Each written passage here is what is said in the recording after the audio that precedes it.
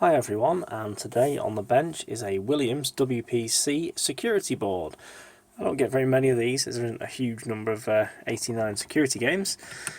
But basically it's like a normal WPC CPU board, but the battery holder has been removed from this area here, and instead there is a daughter board where the batteries go.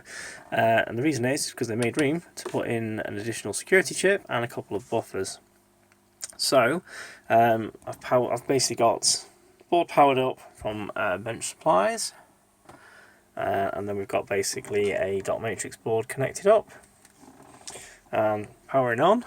We're getting the factory settings, so let's just cycle the power. Because there's no batteries, the RAM content is raised, so we just cycle the power quickly and we'll wait for that to update.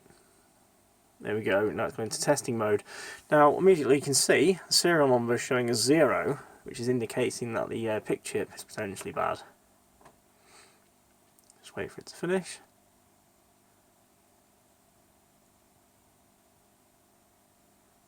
Come on, take your time. There you go. So we've got U22 error. Excuse my lamp being in the way.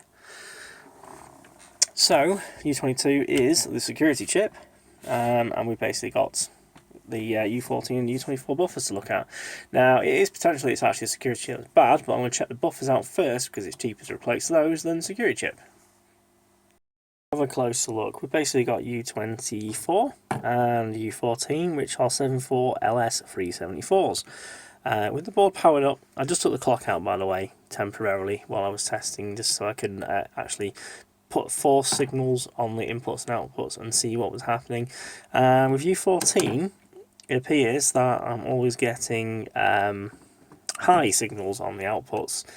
It's potential, I should probably pull that out and test again. It may be the PIC has dead outputs and it's actually forcing the highs. In fact, I will do that now. But yeah, I'm getting all high outputs on U14, so I suspect U14 is potentially bad. Let's just repeat the test without the PIC in place, just to make sure. So I removed the PIC and tested U14 again, and it seemed that the signals, although weaker, were still bad. It seemed to be that I was still getting highs on the outputs. So I've desoldered it and stuck it in my chip tester, and if we take a look, you can see all of the outputs are high as I tested in the board. So yeah, we'll stick a new socket in and stick a new chip in, and then we'll start testing again. We'll also check out U24. It's possible that either this chip failing or the PIC failing has caused the other to fail as well, as it did seem to have stronger high signals when the PIC was in place. However, we'll see if that improves the situation after we've replaced this IC. So as you can see, I've put in a new socket and replaced the 74374 chip there. Put the PIC back in, the signals seem to be okay, so I'll put the clock back in. I've just powered up, so we're getting the factory settings restored message. We just reboot. And then hopefully, let's move this out of the way a bit. I didn't do that quick enough. So hopefully we get the testing message. There we go. Now that we can see immediately is an improvement because we're seeing the serial number, which means that the board can read the PIC okay. We don't know that the switch matrix side is working yet. We will be testing that shortly. I think I'm actually going to get an error because I haven't got the diode on the switch matrix. Basically, I think it's switch 24 needs to be closed permanently. That's a diode on the coin board. There you go, yeah. So the reason it says check fuses F114, F115 is the game now assumes that the switch matrix is not working because it can't see the closed switch on switch 24. No, I think it's 24. I better just check on that. But the reason it does that is it's checking the 12 volt on the switch matrix. Now because it can't see that switch, it assumes that the 12 volt is missing, hence the message to check the fuses related to that voltage. So what I'll do, I'm going to connect up the diode between the row and column to get me the correct closure on switch 24 and check again, and hopefully we should be able to boot up fully. I bypassed that switch 24, which gets it to boot further. Now it thinks that the 12 volt OPTO supply is missing because with OPTO switches they're closed by default and open when the ball passes through them.